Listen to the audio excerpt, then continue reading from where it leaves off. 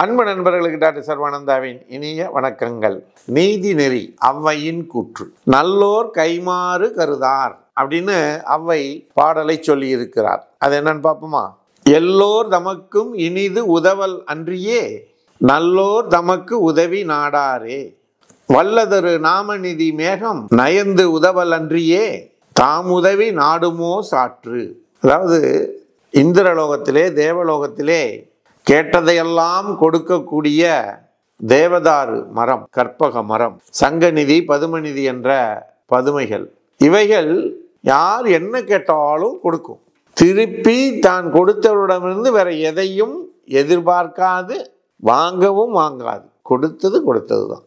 இந்த பண்பை போல எப்படி தேவலோகத்திலே இருக்கக்கூடிய கற்பக மரமும் சங்கநிதியும் பதுமநிதியும் கேட்டதையெல்லாம் கொடுத்து விட்டு எந்த ஒரு எதிர்பார்ப்பும் இல்லாமல் இருக்கின்றதோ, அதுபோலே பூலோகத்திலே நல்லவர்கள், சான்றோர்கள் தன்னிடம் கேட்பவர்களுக்கு இல்லை என்று மறுக்காமல் கொடுத்து விடுவார்கள்.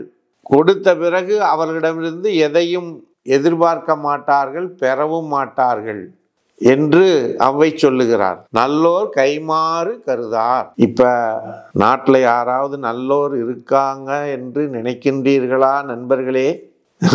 யோசிச்சு பாருங்க. இருக்காங்க, 100க்கு 1 நிச்சயம் இருக்கத்தான் செய்கிறார்கள்.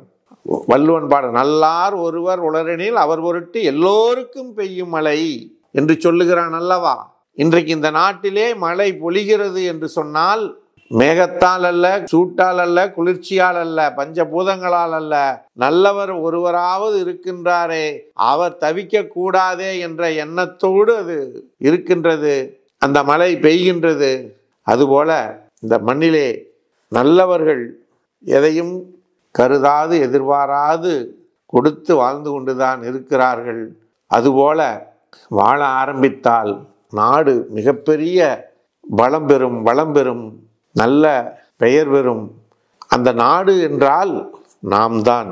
இந்த ஊர் என்று சொன்னால் ஊரிலே வாழக்கூடிய மக்கள் இல்லையா? அதனால அந்த நாட்டிலே வாழக்கூடிய நாம் ஒவ்வொருவரும் நல்லோராக மாறுவோம் என்று சபதம் ஏற்போமாக என்று கூறி, இது போன்ற நல்ல நீதி நெறிகள் நமக்கு கிடைப்பதற்கு சர்வம் யூடியூப் சேனலை சப்ஸ்கிரைப் செய்யுங்கள் என்று கேட்டு வாய்ப்பளித்த சர்வம் யூடியூப் சேனலுக்கு நன்றி கூறி விடைபெறுகிறோம். நன்றி, வணக்கம்.